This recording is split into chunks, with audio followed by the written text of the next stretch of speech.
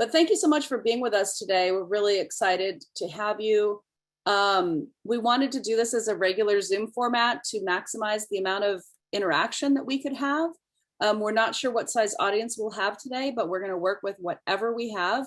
And the first order of business is for me to turn it over to Millo of Cooperativa Brujalas. And Millo, take it away. Thank you, Susan. Gracias. So para comenzar, and to get this started, I'm going to share my screen. And so, hi everybody. My name is Millo Huertas. Hola a todos. Mi nombre es Millo Huertas Hernández, como parte de Cooperativa Brújulas, Trabajadores de Justicia del Lenguaje y Sanación.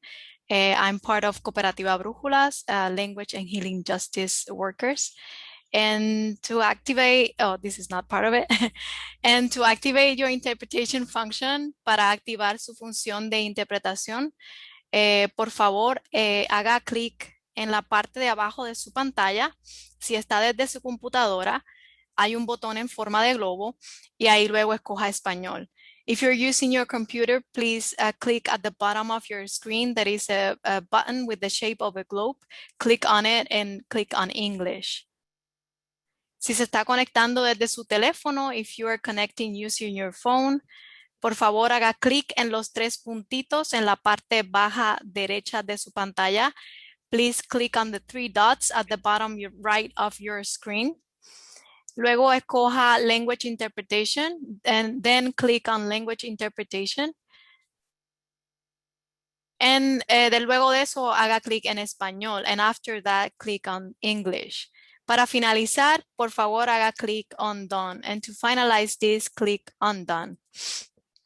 Por favor, recuerden, mantenga la función de interpretación activa durante el resto del evento. Please remember to keep your interpretation function on for the rest of the event. Es responsabilidad de nosotros todos aquí practicar justicia del lenguaje y sanación. It is everyone's responsibility here to practice language and healing justice. And this is one of the ways, keeping your interpretation function on. Luego de esto también, we recognize as Cooperativa Brújulas, reconocemos que nuestras comunidades son multilingües y que el español y el inglés son lenguajes que reflejan parte de la historia de colonización. We recognize that our communities are multilingual and that Spanish and English are languages that reflect part of the history. Can other folks hear Millo? Oh, no? Millo, I think I did something wrong. Oh. Can people hear her?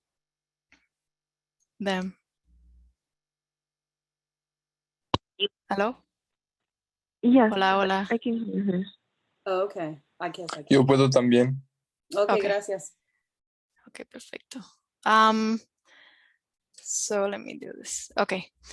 And we recognize that our communities are multilingual and that Spanish and English are languages that reflect part of the history of colonization. Not all of us can hear her. That's correct. Yeah, I think, I don't know. This is interpreter Bruje. Maybe you sent Millo through the galaxy. Well, she requested me to do that, so I did. And right when I pressed send, maybe I should take her out of that. Let me see. I apologize for the glitch here. I'm going to kick you out of the galaxy, Millo. Is that better? Okay, I'm updating now. Hello? Okay, now I can hear you. Okay, perfect. Okay, I don't know how far in I was sent into the galaxy, but I'm going to keep going. It wasn't that long ago. It was, yeah, just keep going. Maria Alonso, you have your hand up. Were you saying that you cannot hear? Sí, Susan, porque estoy escuchando solamente a la intérprete ahorita que está hablando en español e inglés, pero cuando escucho a alguien hablando en inglés, ella ya no la escucho traduciendo. Okay, gracias, Maria. Okay. I think maybe we figured it out. So let's see. And right now, hola, María, ahora mismo yo estoy haciéndolo en inglés y en español, so no te tienes que preocupar. Cuando Okay. yo vaya al español solamente, yo voy a estar solamente hablando español, so no tienes que tener ahí la interpretación. Si luego de esto entonces no escuchas la interpretación al español, nos puedes dejar un mensaje en el chat. Perfecto, muchas Okay. gracias. Ya. Entonces, invitamos a quienes hablen español a que usen el español para interrumpir el uso dominante del inglés y que quien quiera presentarse en otro lenguaje, por favor, autointerprétase al español o al inglés. And so we invite all who are fluent in Spanish to speak in Spanish to interrupt the dominant use of English. And if you want to introduce yourself in another language, please self-interpret into Spanish or English. Ahora vamos a verificar el sonido. Let's do let's do a sound check. Si pueden escuchar a la persona intérprete Bruje Fuego así en español. If you can hear intérprete Bruje Fuego in the Spanish channel, please let us know with a thumb up. Susan, I can only see you and Maria, pero Maria said is good. And then now we're going to switch into English. If you can hear Intérprete Bruje Fuego in the English channel, please let us know. Gracias, Maria. Gracias, Susan. And so ahora voy a continuar en el español, and now I'm going to continue in Spanish. De nuevo, hola a todos y es un honor estar aquí con ustedes hoy. Mi nombre es Millo Huertas Hernández, mi pronombre es ella. Estoy aquí con mi colega Bruje Fuego, sus pronombres son ella, él y belleza. Aquí en tierra taína y de personas negras en Boriquén, Puerto Rico, como parte de Cooperativa Brújulas, trabajando con el marco de justicia del lenguaje y sanación. ¿Y qué es ese marco? Es la justicia del lenguaje y sanación. Es el derecho humano para interrumpir el trauma y violencia generacional y para asegurar que ningún idioma es dominante sobre otro idioma y que cada persona tiene el derecho de hablar, de escuchar y que se nos entienda en el lenguaje con que fluimos mejor desde nuestro corazón. En Cooperativa Brújulas reconocemos que el lenguaje en Puerto Rico y a lo largo del mundo se ha utilizado como una herramienta para excluir, para controlar, para deshumanizar y colonizar. Así que, por lo tanto, trabajamos la justicia del lenguaje como una práctica, una idea política y visión crucial para sanar, para relacionarnos de formas más profundas y crear accesibilidad de poder y participación, de justicia y de liberación. Nosotros en Cooperativa Brújulas honramos la naturaleza y nuestros ancestres.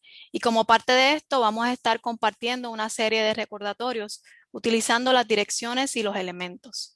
Y comenzamos con el este, donde el elemento es el viento o el aire. Le recordamos que mantenga sus ritmos y pausas al hablar. Luego nos movemos al sur, donde el elemento es el agua. Les recordamos que Cooperativa Brújulas utiliza el lenguaje inclusivo porque nos reconocemos la diversidad y fluidez que existen en nuestras comunidades.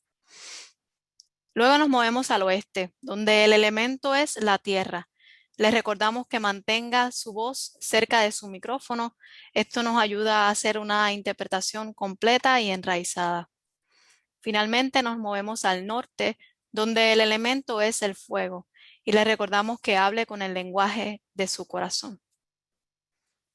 Hasta aquí nuestra presentación. Por último, les dejamos saber que por favor no sufra en silencio si su función de interpretación no se puede activar por alguna razón o tiene algún problema con la interpretación, déjenos saber con un mensaje privado a intérprete Millo Huertas o intérprete Bruje Fuego en el chat box. Muchas gracias. Se la paso de nuevo a Susan. Susan, I can be sent now into the galaxy. Thank you.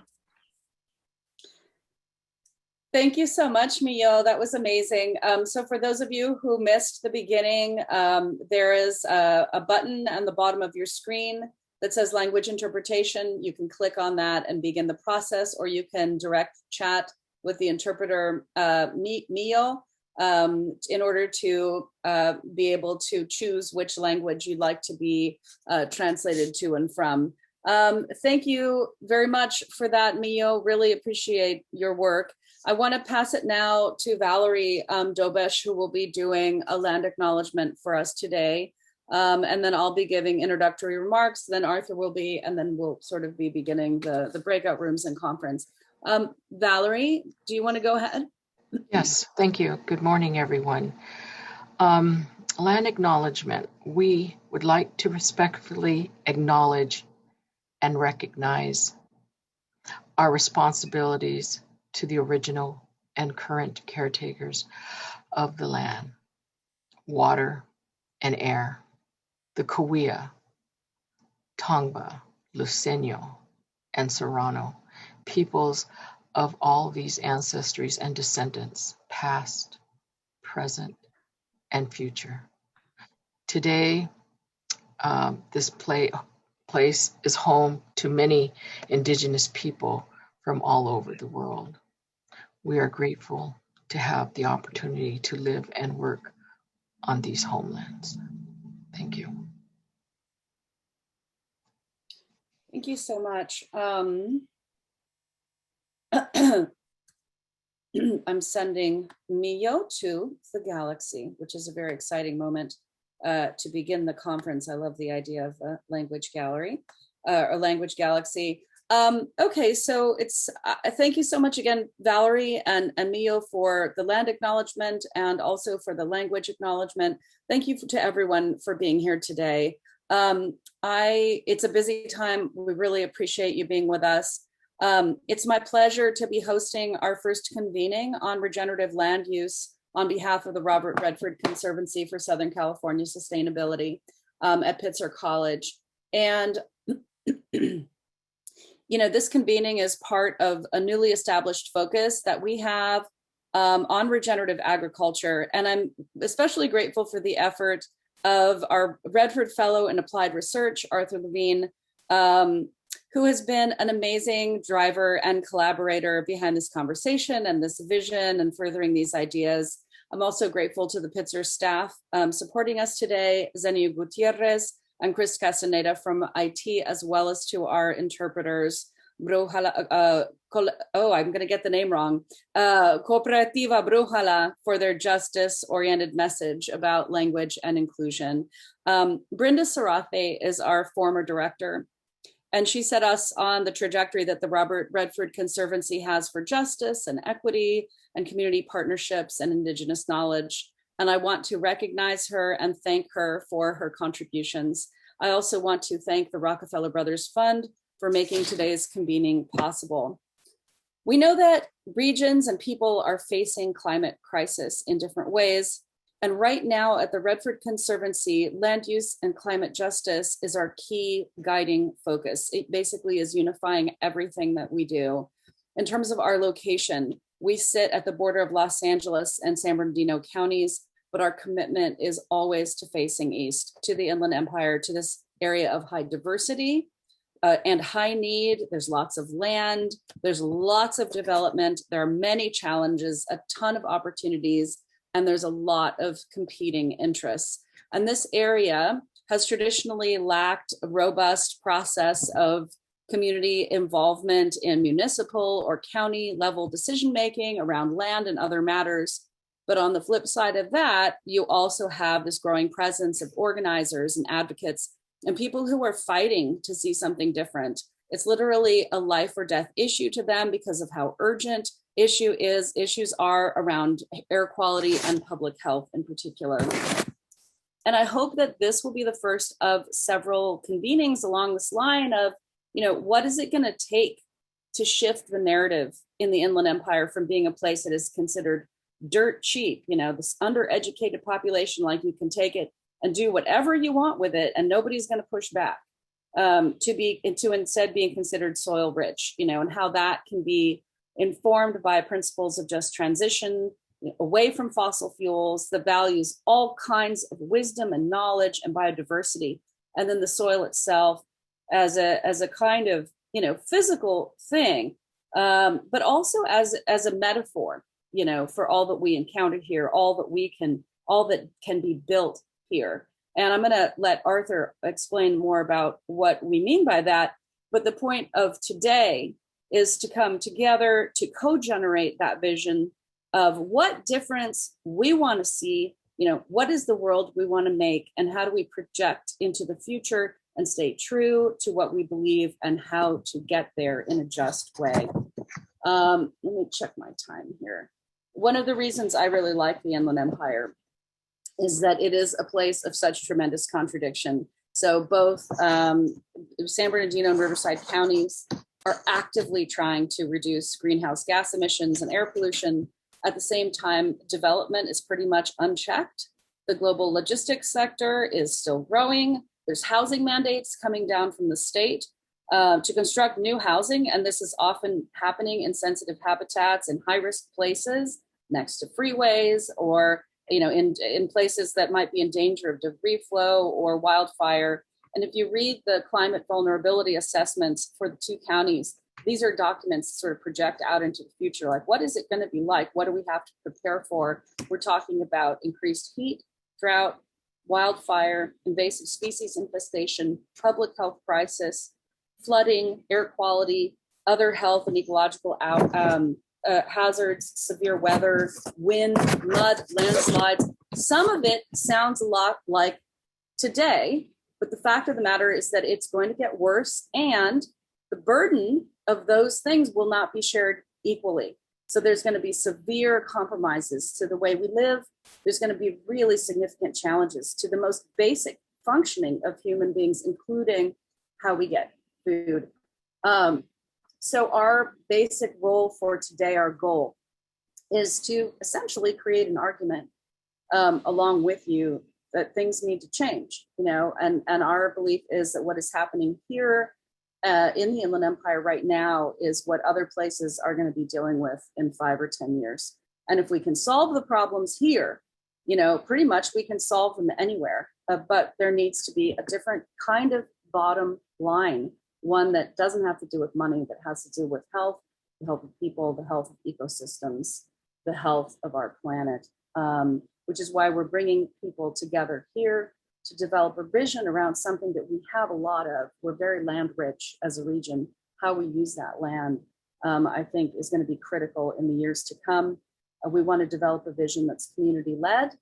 Today, we've brought people to the table who are directly impacted, who are on the front lines of advocacy for community, who are already fighting for health and well-being. They're thinking about new pathways and new methods of conservation and learning and working, and we're going to be making new connections and new ideas as a result. So now it's my profound pleasure to introduce Arthur Levine. Arthur has a degree in neuroscience from Pitzer College, and he spent the last 6 years working with one of our presenters today, also, Huerta del Valle, as projects manager. Arthur. Thank you so much. How's everyone doing? I am going to put 2 things in the chat right now, and make sure to have your chat open because we are going to be sharing links with you throughout the day. So the first Arthur, one check is... your mic, please. Oh, check my mic. Can you hear me? I can hear you, Arthur. Okay, cool. Good. If I wouldn't know how to check my mic anyway, so...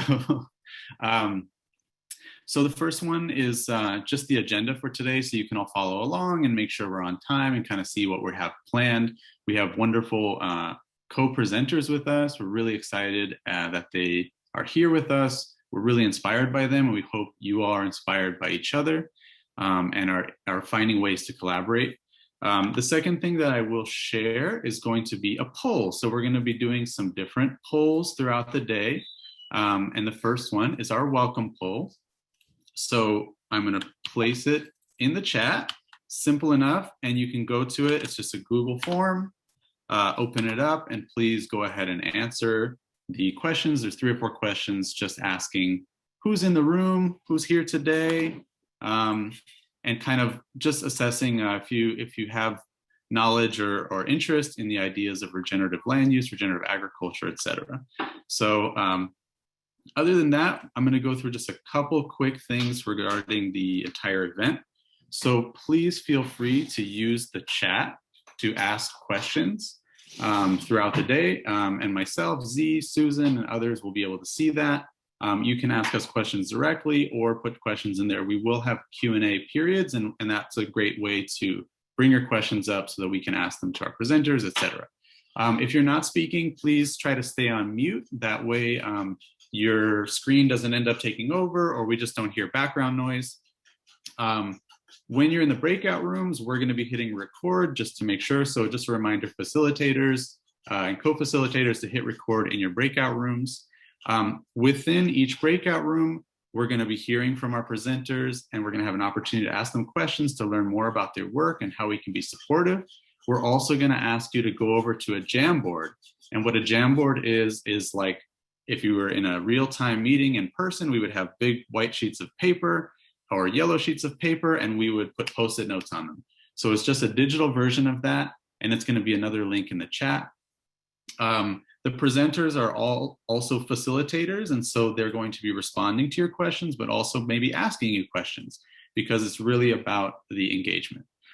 We're going to be giving each other report backs after each session, and that way we get to hear, if you don't go to one breakout room, you still get to hear what they talked about.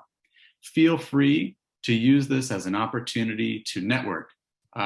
Feel free to message each other, get to know each other, send your emails out, introduce yourself in the chat. Feel free to do that. It's not a sit back and relax and just watch. We really want you to be an active participant. And at the end, we're hoping to have a chance to set some intentions, some actions, some objectives, some visions together. We're not here to define anything. Rather, we're here to share about inspiring work, hope to exponentially increase the inspiration and the ideas of collaboration working together. And we hope to prepare a nice little follow-up report for this when we're done. So that's kind of the layout for the day. Really quick, let's see about that poll. We got 18 responses, so if y'all can just do a little bit more responding to the poll. Oh, 40 responses, okay. So I'm going to share my screen really quickly so you can all see. Boom. Hopefully you all can see that now. So a good amount of you, 53%, consider land use to be an important part of your work, or the work that your organization does. We have a nice mix of folks in the room, majority from academic and nonprofit spaces, but we also have some folks from business spaces, government spaces, foundation and funding agencies, students. So it's a really nice mix, really pleased to see that. Is regenerative agriculture and land use a useful tool for your organization? Seems like most folks are saying that yes, it is, which is awesome, probably why you're here. And you all keep responding, and so it keeps pushing me back to the top.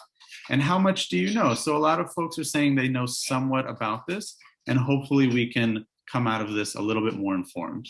So thank you so much for answering that poll. I'm going to stop sharing and just give a little bit of some remarks as well myself before we move into our first breakout room. We're doing well on time. Thank you all for being here. So as we all know, this past year has really demanded a consideration from us about what is essential and what work we can do right now to make our lives, each other's lives better, and how to care for our communities. We've been extremely tested, and that's also meant that we've built a lot of resilience over the last year and have continued to build resilience. Food has been one of the key ways that community has come together to face the crisis of COVID-19 and to build resilience, both from mutual aid organizations in communities, filling in where the state and governments and all of the other folks who we might expect to take care of us or support us were not coming through. Mutual aid organizations came and filled those gaps, but we also had a massive Farmers Feeding Families program from the federal government, which fed over 50 million people. We've also been very viscerally and overtly grappling with divisions across the country, conflicts stemming from centuries of violence, segregation, racism, classism, and corporatism. Essential workers, women, and BIPOC communities have faced all of these challenges of COVID and all of the other compounding factors as they always had, and built more and more resilience, and through organizing have continued to drag and pull this nation and all of us to a better place for everyone. And we definitely have to make no mistake that the presidential administration we have now, which has already passed trillions of dollars of aid, supported workers' rights to organize, and is leading the vaccination charge and has really lifted up this idea of regenerative agriculture and utilizing land and agriculture as a way to fight climate change. That administration is in office because of the hard work and organizing of Black and Brown communities, even despite the challenges of COVID. But of course, certain crises still loom, like all of the climate crises that Susan mentioned, and in particular, for all of the consciousness that we've built around chronic health issues and how they exacerbated the COVID crisis, the US is still on pace for diet-related illnesses and chronic illnesses to be the #1 killer in the US this year, despite whether or not we control COVID. The long-term impacts of disinvestment in BIPOC communities from redlining and other segregation policies will still make their neighborhoods up to sometimes 10 degrees hotter on hot days this summer. And we'll have less outdoor spaces, trees, parks, community gardens to cool off. The climate crisis will dwarf the COVID crisis in the next decade. And we have to remember that while we faced COVID, we also faced wildfires, we faced floods the year before, earthquakes, and we have the hottest temperatures recorded ever, the most CO2 ever in the atmosphere, the most methane ever produced, at least since the start of the Industrial Revolution. So we are not out of the fire. But this is an exciting time for climate resilience, fighting climate change, and building a better future. And in particular, farming and the way food is produced, processed, distributed, and consumed can make a big impact. And opportunities exist now for farming to be a model for this, from the California Healthy Soils Program to the federal CRP program to the National Resource Conservation Services incentive programs for farmers, to policy that's being proposed, such as AB 125, and even the Biden administration declaring earlier in March a National Day for Agriculture, in which they committed to support and to address the issues that for generations, quoting them, Black, Indigenous, and other farmers of color have contributed to sustaining this nation. They fed their communities, gave the country new food products, and nourished communities with rich food traditions. Yet for generations, they have faced the harmful effects of systemic racism. And on this National Ag Day, I believe it was March 22nd, Biden remained determined to address racial inequity and create an equitable space for all to participate in the great American enterprise of agriculture.